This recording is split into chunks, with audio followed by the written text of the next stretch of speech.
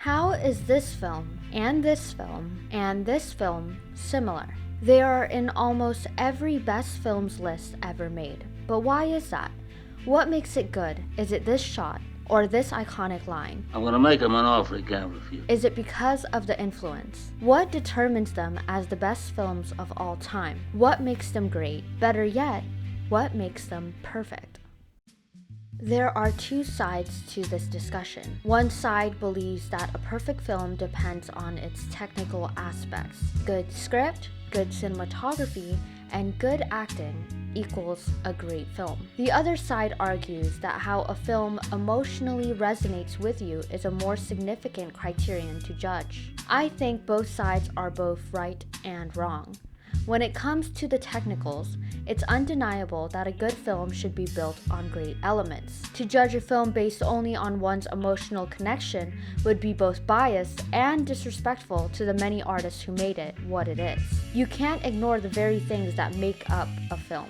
But I'd also argue that a film could have beautiful cinematography, revealing dialogue, and moving performances, and still be underwhelming because of a lack of heart, which is where the other side is also right. For a film to be memorable, it needs to evoke something out of us, but that doesn't necessarily mean it has to be emotions. And I don't think we should restrict films to being only emotionally moving, especially when many of the greatest films aren't that, but rather thought-provoking, which can be far stronger than any emotional connection. So is emotional resonance a good criterion to judge a film? Well, this is where I would like to offer a new perspective. But first, let's break down the two arguments.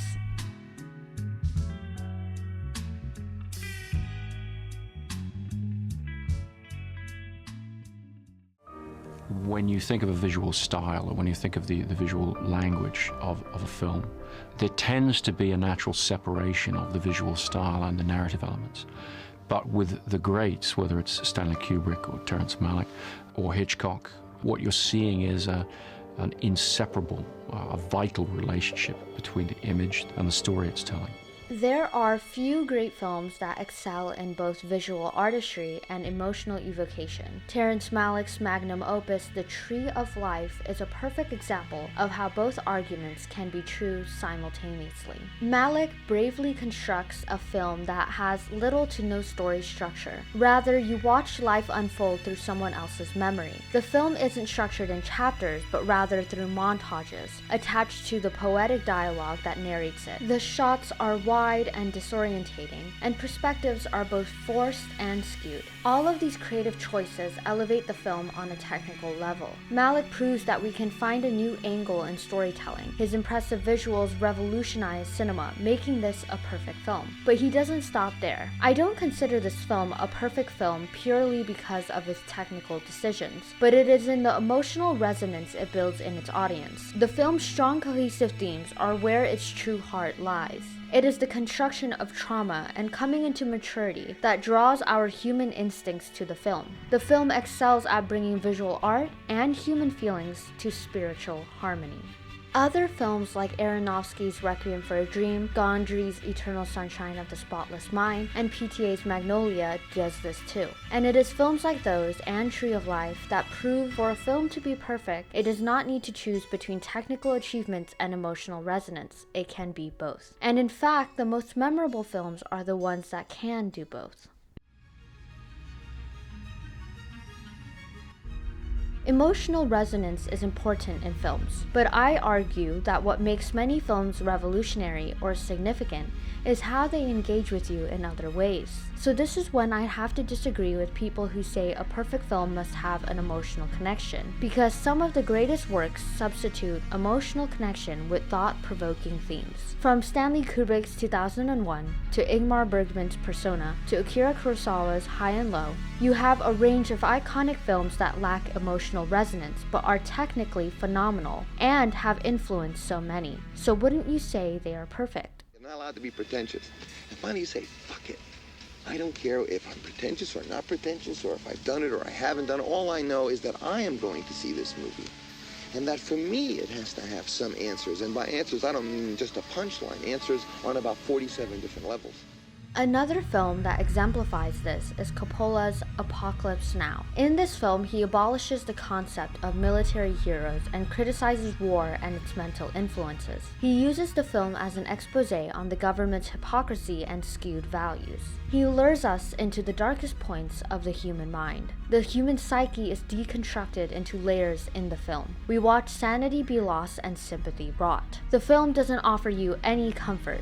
There's no emotional connection to the story or its characters, but what keeps you watching? The philosophy and the questions that are being asked. And to top it off, Coppola creates a film that is both brilliant and technically accomplished. The visuals are disturbingly beautiful, the editing is chilling, the sound design immerses you, the script is poetic, and the performances are hauntingly convincing. The film at every convention is mesmerizing and only elevates the themes. The film's thought-provoking nature teaches us that emotional resonance can easily be replaced by something far more stimulating.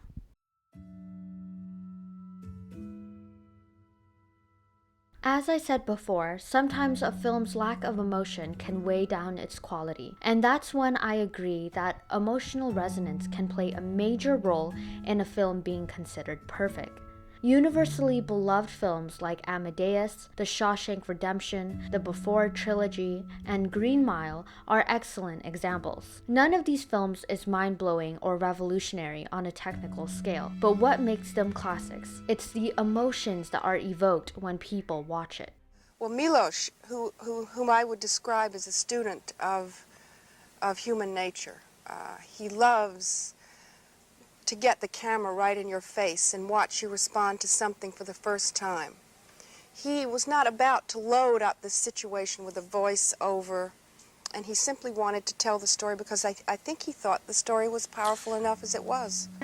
The very moving One Flew Over the Cuckoo's Nest is the epitome of how far emotional connection can get you. The film's inspiring journey of victims of tyranny is what gets everyone watching. It isn't the technical aspects that keeps us watching and hooked. It is the genuineness of these characters that has us rooting for the story. Their willing resistance and lovable nature are what stays with us after and lures us into multiple rewatches. The story goes beyond just an asylum story.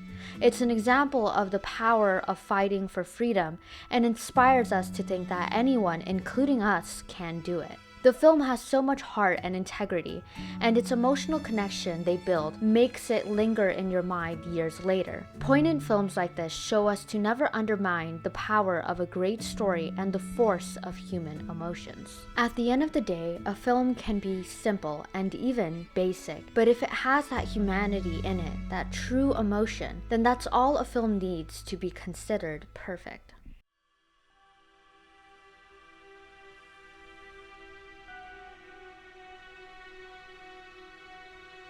So a film can be perfect purely on emotional resonance or purely on technicals, or sometimes both. But can a film be perfect if it lacks either? Can a film achieve critical acclaim without revolutionary or beautiful techniques? Can it be universally appreciated without an emotional connection? You would think not. Yet films like Lumet's Network exist. This film isn't mind-blowing on a technical scale and lacks that emotional resonance. So how is it perfect? Well, if we dig into how Haneke made funny games, we could find an answer. Also die lange Einstellungen, die vom Ablauf her keine große Entwicklung haben, aber in sich, also einfach in der Darstellung dieses einen Bildes verharren, geben die ästhetische Möglichkeit, dem Zuschauer über den Vorgang hinaus eine tiefere Ebene mitzuteilen. Funny Games doesn't rely on technicals to tell its story. It's approached very simply and minimalistically, and you aren't ever moved by the film. The only emotion you truly feel is fear, but it works because it substitutes both technicals and emotions with the clear, cohesive message that is consistently reinforced. There's something about this film and films like Network and 12 Angry Men that keeps us watching. It is because of the concepts the writing offers.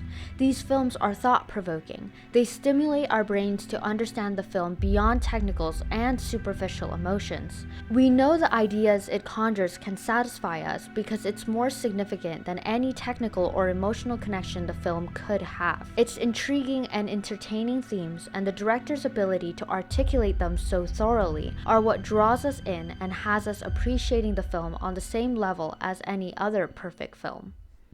So what's my point here? I think perfect films can rely solely on emotional connection, but they can also rely on technical appreciation. And a film can be perfect with both and at times neither. So what is a perfect film? In my definition, a perfect film is when the entire film is catered towards the director's intention. It isn't whether I'm emotionally invested, because what if the director didn't want emotional investment? It isn't whether the technicals are great, because what if the director wanted to be minimalist? The film is perfect when you can analyze every scene, line, and convention and have it all tie back to one cohesive theme. So the question isn't whether this film had great technicals or did it make me feel something. The question is, did the film achieve exactly what the director wanted? If they wanted a film that felt grand, then did they achieve that technically? But if they wanted an intimate film, did they set that immersion? How did they do it? These are the questions I ask when I watch a film, and there are only few that do it. Here are some great films that I feel fall into the definition of what makes a perfect film.